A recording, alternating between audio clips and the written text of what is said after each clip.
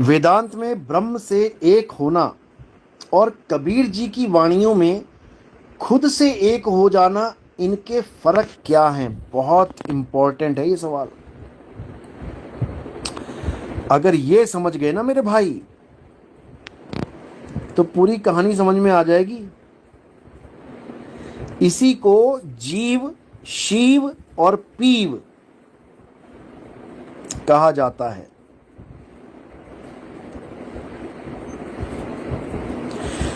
इसी को कुरान में अल्फ लाम मीम कहा जाता है। इसी को कहा जाता है।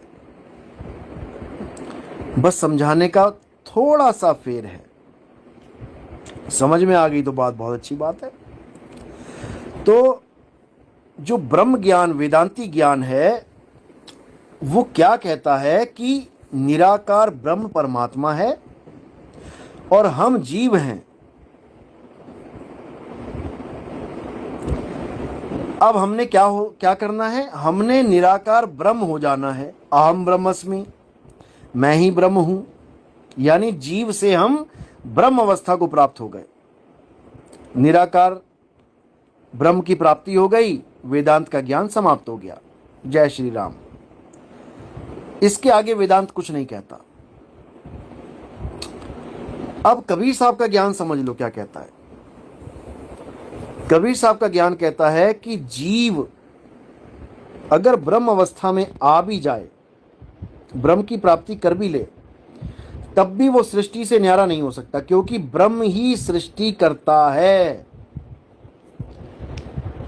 ब्रह्म से ही सृष्टि होती है। पंच भौतिक सृष्टि करता ब्रह्म ही है। ब्रह्म का गुण है सृष्टि करना और जीव का गुण है सृष्टि भोगना। ब्रह्म ही जीव अवस्था में आके सृष्टि का भोग करता है और जीव ही भक्ति करके ब्रह्म अवस्था को प्राप्त करता है।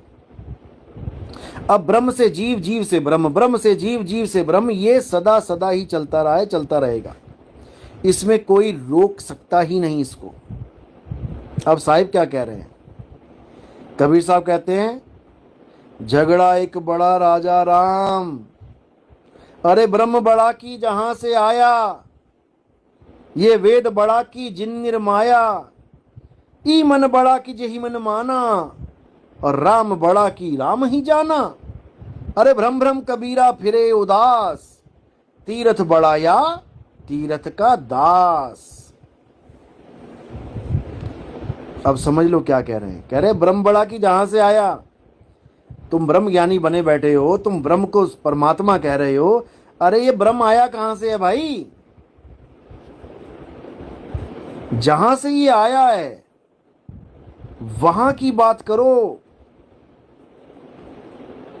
तब मुक्त हो पाओगे, तब तुम अपने असली स्वरूप को प्राप्त कर पाओगे।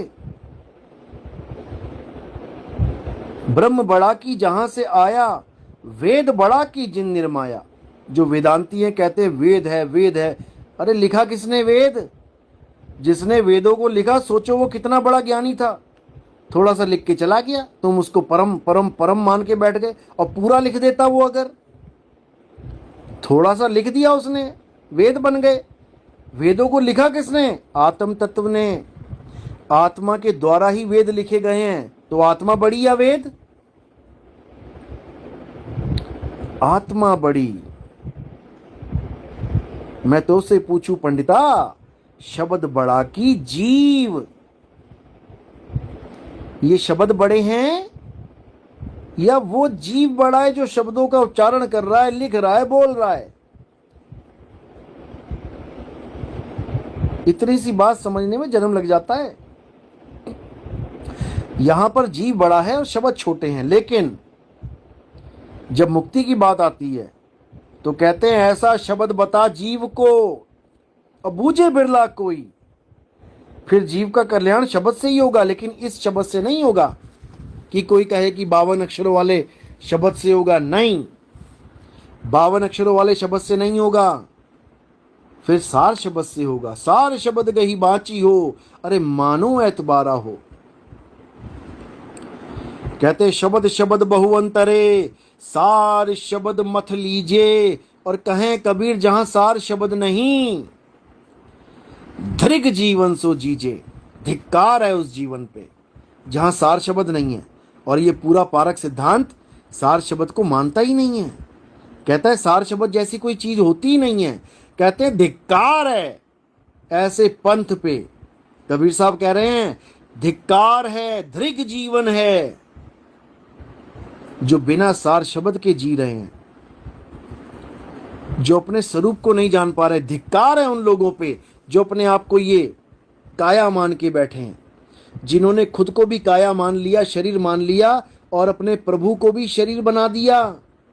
राम जी को शरीर बना दिया, कृष्ण जी को शरीर बना दिया। और वो कहते नहीं थक रहे हैं कि हे अर्जुन, मैं नर और नारी या नपुंसक नहीं हूं, मैं शरीर नहीं हूं, शरीरों के अंग नहीं हूं, हाथ पैर कान बाल खाल नहीं हूं मैं। लेकिन ये समझ ही नहीं पा रहे हैं।